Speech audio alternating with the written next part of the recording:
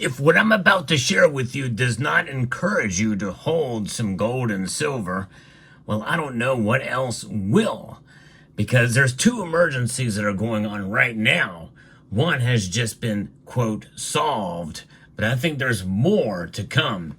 Now, I'm going to explain as we explore.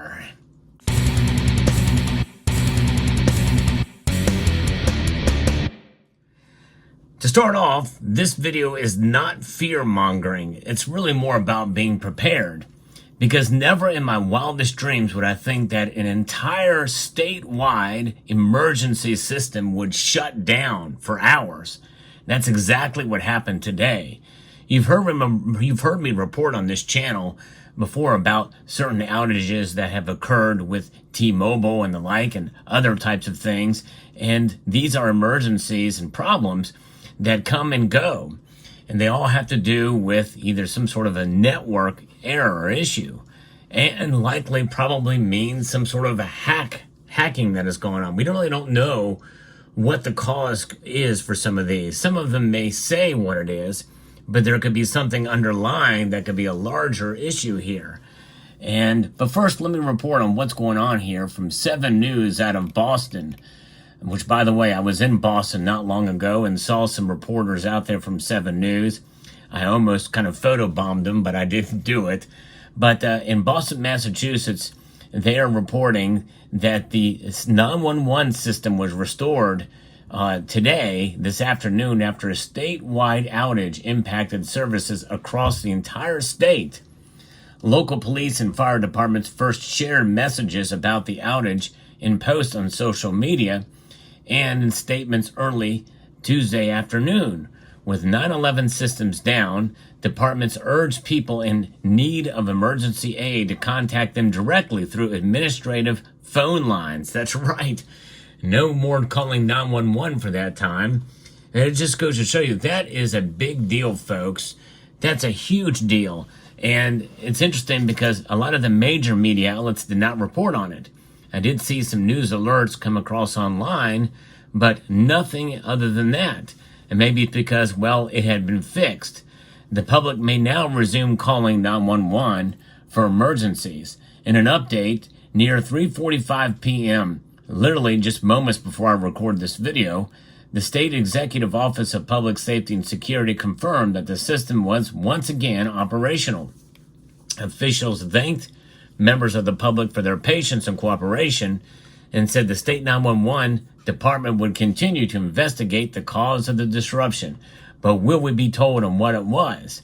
I don't know, but it is pretty scary to think about it being down even for hours. What if somebody needs something immediately and did not have access to social media posts or did not see where they said to call administrative offices? Because those phone lines are going to get flooded.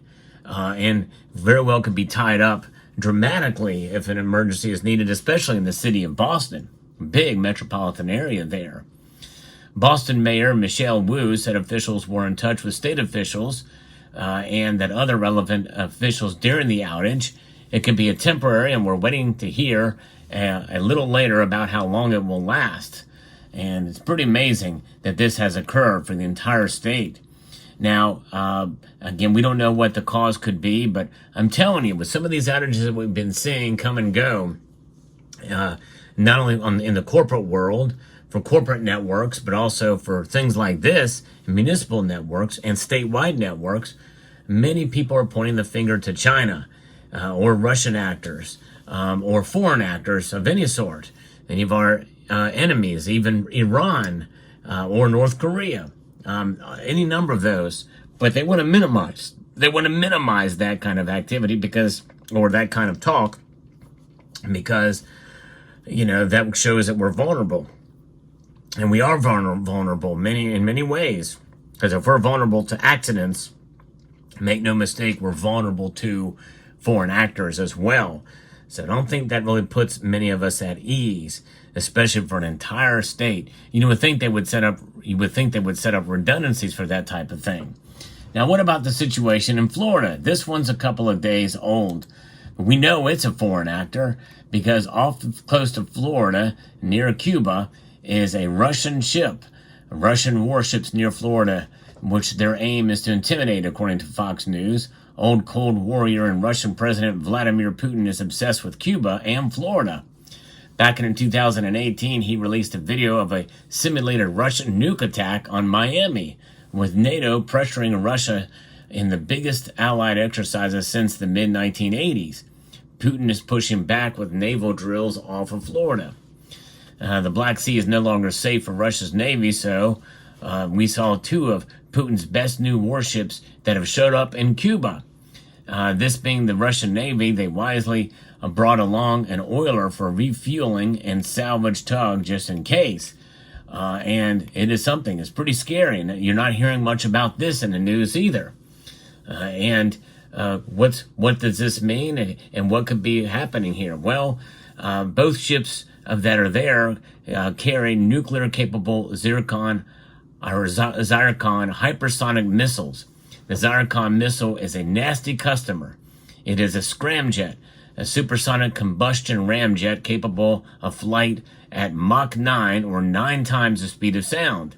The Zircon has the ability to maneuver, which makes it hard to track, and the missile is also capable of carrying a nuclear warhead. Zircon probably has to slow down to acquire and track its target, then it's easier prey. But by the time it slows down, it's close enough to its target, it's going to be very difficult to take it out of the sky. And so that is a pretty scary thing to think about what's there. Now, what does this have to do with gold and silver? It means that gold and silver and other preparations are much more important now than ever before.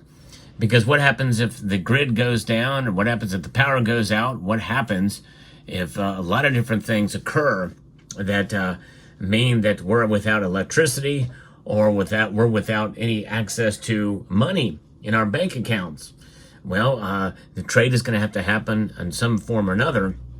It's going to involve gold and silver. And by the way, with the case of Massachusetts, even in a case like where it was out, and if you needed to get somewhere quickly, having cash on hand is definitely a good idea as well, even though cash is obviously tied to dollars, and these dollars are losing value at a rate of 3.4% year over year right now.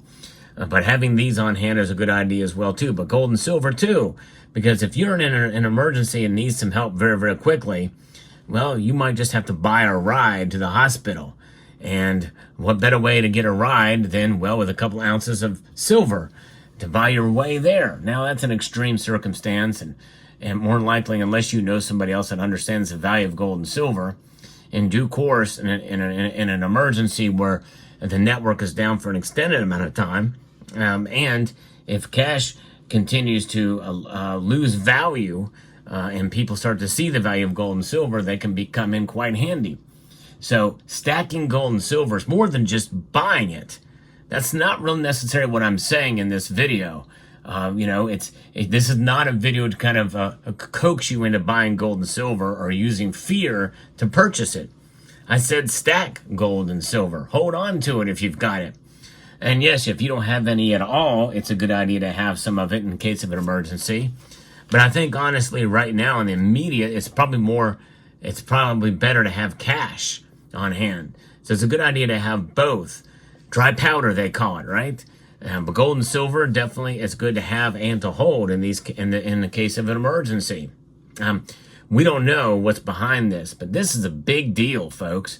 Massachusetts losing its entire 911 emergency system for a length of time like this, for I don't know how many hours it was down, but that's not good news. It'll be very interesting to see what follow-up is to this, but if it is a foreign actor, they're probably not going to tell us, right? Probably won't disclose that information. And this is one of those cases, folks, where emergencies occur, and there's threats to the order of things, especially when you have a foreign actor that has potentially a nuclear missile that could just come right over and hypersonically.